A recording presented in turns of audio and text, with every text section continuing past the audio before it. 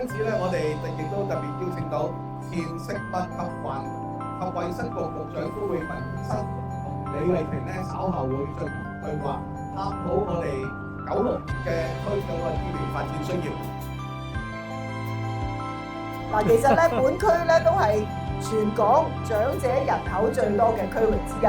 我每次落區咧，都確實見到不少老友記咧反映對醫療嘅關注。一陣間我哋就傾偈啦。對於一個全科醫院嘅服務嘅需要，咁當然啦，喺一直嚟講咧，我哋啲專家咧，有啲比我更專嘅專家咧，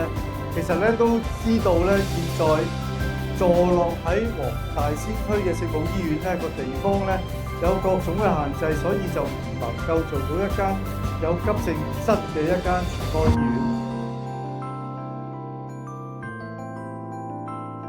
過去我哋黃大仙九龍嘅團隊咧，都係倡議要喺黃大仙區咧覓地興建一個全科醫院，以應對人口老化。因為九龍區係全港人口老化其中一個最高嘅區，因為我哋先發展先。咁以啟德醫院雖然會開，但係咧啟德醫院嚟緊係取締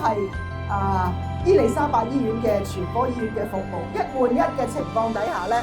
面對人口老化嘅挑戰咧，我哋需要未雨綢繆。所以咧，我哋好希望咧係推動政府盡快落實第二個建院10年計劃，將喺黃大仙區興建全科醫院呢個項目咧放入第二個10年建院計劃。堅守初心，跨越挑戰。